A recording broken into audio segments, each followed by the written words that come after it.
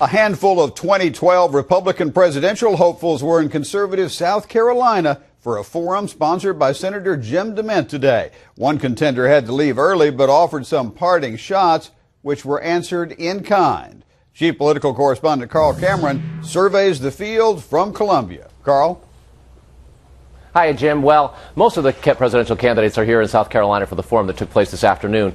But earlier today, Texas Governor Rick Perry, who was campaigning in Myrtle Beach, had to pull the plug and cancel an unscheduled conflict. He had to go back to Texas as its governor and deal with wildfires raging across his state. Our state has got wildfires that are running quite wild and zero containment right now. But before leaving South Carolina, Perry singled out Mitt Romney among his rivals for a Labor Day criticism on jobs. There's, one in particular that's created jobs all over the world. But while he was the governor of Massachusetts, he didn't create very many jobs.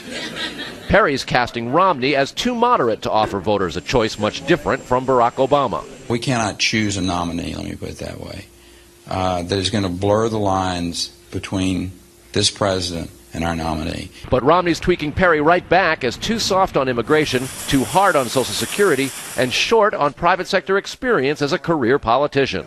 I know something about building and turning things around. I spent my life in the private sector solving real problems.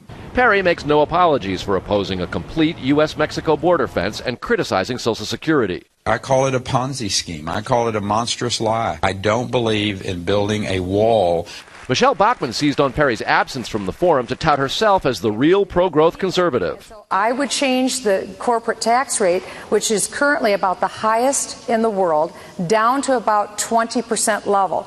Each candidate got 20 minutes in the forum. We need to do a better job of informing and educating more of the American public so they can embrace and understand the paradigm shift from tax on income to tax on consumption. I'm for more revenue through an American energy policy, but I am against raising taxes. Freedom is not the issue anymore. It's tyranny, it's big government. Romney, who accelerated his Labor Day campaign surge, hoping to slow Perry's momentum, spoke last. And the reason I see us struggling economically is because Washington has become too assertive, too big, too demanding on the lives of the American people.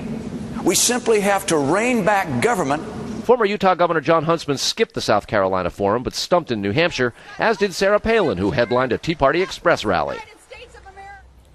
Palin has not yet said whether or not she plans to run for president, but with a recent Fox News opinion poll saying that 2/3 of self-described Tea Party Republicans think that she should not run, she urged Tea Partiers to ignore the media, ignore what she described as the divisive criticism, and unite because, she said, they and she have a lot of work still to do. Jim? Carl, thanks. Safe